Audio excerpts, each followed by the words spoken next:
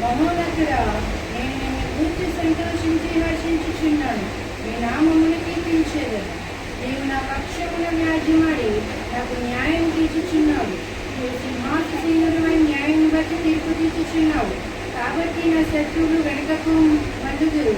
నీ అభిషేకం అభిషేకం అభిషేకం అభిషేకం పరిశుద్ధ అభిషేకం అందరూ అభిషేకం అభిషేకం అభిషేకం అని ఊరెళ్ళిపోయారు. ఊరెళ్ళిపోయి ఫోన్ చేసి నేను అడిగాను, అమ్మ వచ్చాక కళ్యాణం చెప్పారు. చెప్తే సరేనమ్మా.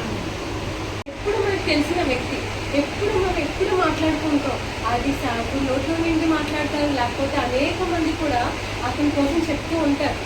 నాకు గుర్తుపెట్టుకుంటే యోసేపు అతను పాలించే విధానం, అతను ఎప్పుడు ఎన్ని సంవత్సరాల వరకు బ్రతికాడు, ఎన్ని సంవత్సరాల దాకా చనిపోయాడు. అతను ఎన్ని సంవత్సరాల వరకు యోసేపు బ్రతికాడు, ఎన్ని సంవత్సరాల దాకా చనిపోయాడు. అంటే ఏంటంటే కృప కోసం విధాలుగా వాక్యంలో రాయబడి ఉంటారు కదా. కృప అనేది ఒకదే రాయబడి ఉండదు. బైబిల్ అనేక విధాలుగా రాయబడి ఉంటారు. అనేక చోట్ల కృప కోసం రాయబడి ఉంటుంది. అనేక విధంగా కూడా మనం తెలుసుకోవచ్చు. కానీ వాక్యం ధ్యానించే విధంగా వాక్యం మనం నేర్చుకొని ఇంకా బాగా తెలియాలంటే మనకి హిస్టరీ తెలియకుండా మనం ఎలాగా వాక్యం ధ్యానించగలం? అదే మనకు ఇప్పుడు హిస్టరీ మనకు తెలిసింది అనుకోండి, దాని యొక్క చరిత్ర తెలిసేటప్పుడు మనకి ఏదైతే వాక్యం ఉంటుందో